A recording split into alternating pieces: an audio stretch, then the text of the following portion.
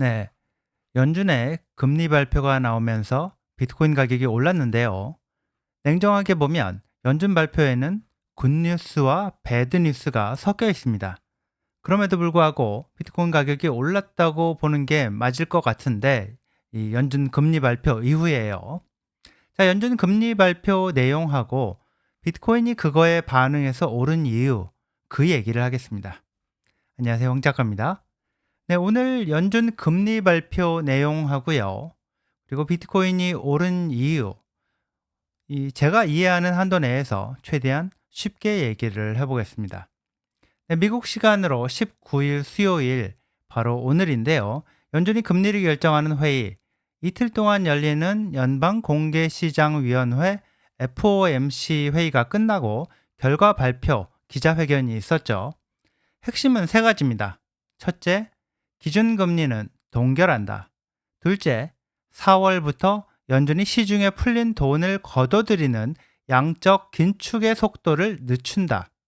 셋째, 앞으로 상황을 보고 유연하게 정책을 결정하겠다. 이렇게 세 가지입니다. 하나씩 짧게 보겠습니다. 자, 일단 이 첫째, 기준금리 동결한 거, 이거는 현재 실업, 고용, 경제 성장 이런 걸 쭉 봤을 때 지금이 상황이 괜찮다고 보기 때문에 금리를 동결한다고 한 건데요. 물가 상승률, 인플레이션은 장기 목표 2%보다 높기 때문에 주시를 하고 있다. 이렇게 얘기를 했고요.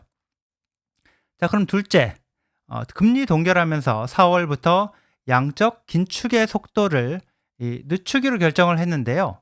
양적 긴축이라는 게 시중에 돈이 너무 많이 풀려서 물가가 너무 많이 올랐기 때문에 풀린 돈을 걷어들여서, 쉽게 말해 은행, 금융권에 풀린 돈을 걷어들여서 이 불타는 경기에다가 찬물을 끼얹는 거라고 할 수 있을 건데요. 한 달에 250억 달러씩 돈을 걷어들이면서 찬물을 왕창 끼얹던 거를 4월부터는 월 50억 달러, 그러니까 250억 달러의 5분의 1, 월 50억 달러만 걷어들이기로 그렇게 한 겁니다.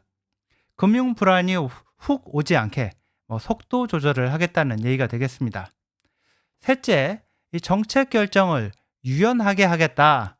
이렇게 얘기를 한 거는, 이거는 트럼프 정부 초기에 이 관세 전쟁 이런 것 때문에 경제 전망, 이 불확실성이 커진 상황을 감안을 해서 혹시라도 경기 침체가 오지는 않도록 유연하게 이 정책 결정을 하겠다는 얘기입니다. 상황을 보고 필요하면 금리를 훅 내릴 수도 있고, 필요하면 시중에서 돈을 걷어들이는 긴축, 이것도 중단할 수도 있다. 이렇게 해석할 수 있지 않을까 싶은데요.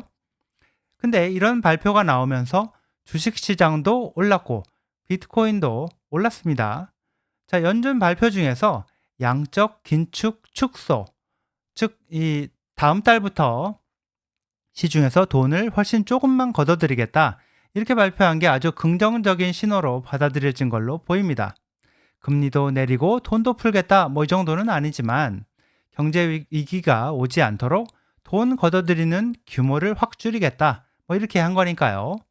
또 제롬 파월 의장이 이 기자회견을 하면서 유연하게 정책 결정을 하겠다, 적응해 가겠다, 상황에 적응해 나가겠다, 우리는 유연하게 적응하겠다, 이렇게 얘기를 한 것도 확실히 긍정적인 뉴스가 됐다, 이렇게 볼 수 있겠습니다.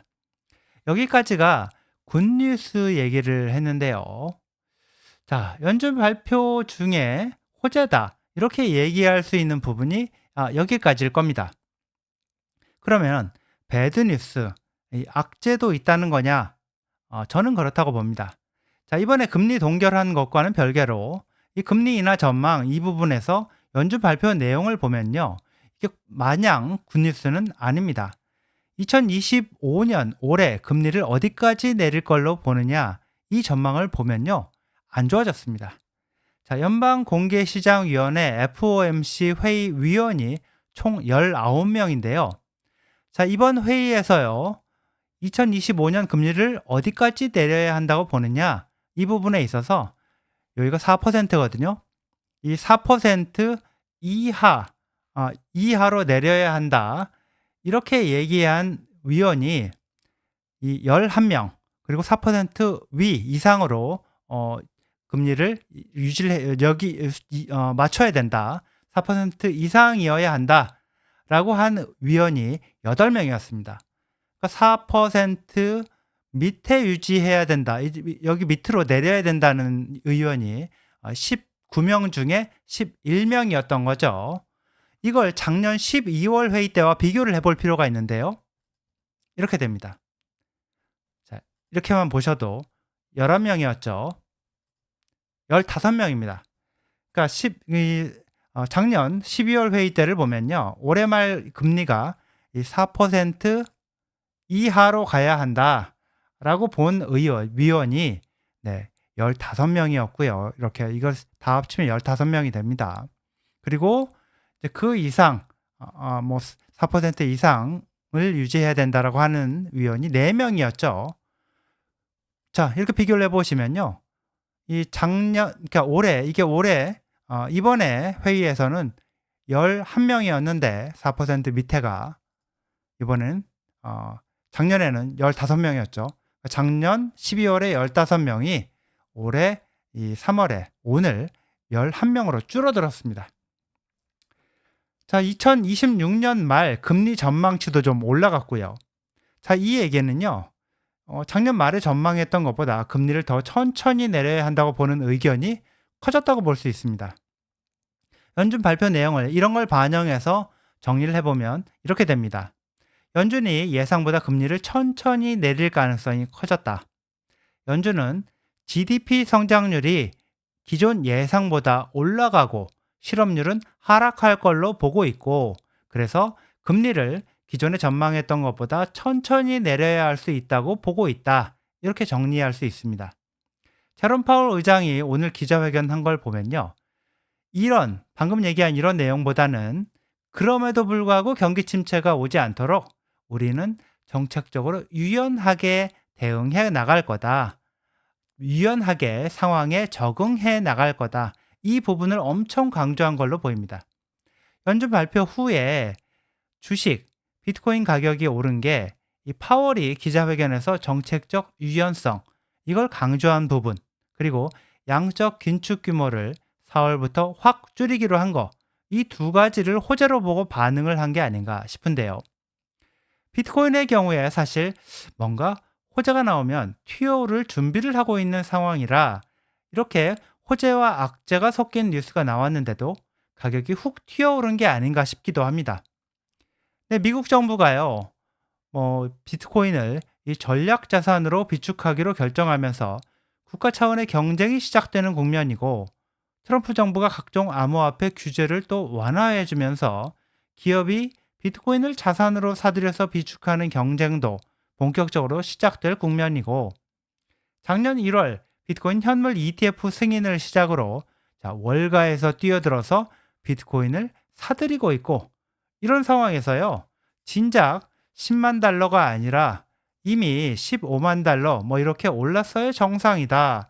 이 비트와이즈의 공동 창업자 매트 호건 같은 사람은 또 그렇게 분석을 하기도 하는데요. 연준 발표가 본격적인 상승장을 가져올 걸로 그렇게 생각이 되지는 않는데, 그래도 이 정도 상승력을 보여줄 정도인 걸 보면 이 관세 전쟁에 따른 불확실성, 이런 게 줄어들게 되면, 또 연준이 금리를 내리게 되면 그때부터는 폭발적인 상승을 시작하지 않을까, 저는 개인적으로 그렇게 보고 있습니다. 네, 여기까지입니다. 시청해 주셔서 감사합니다.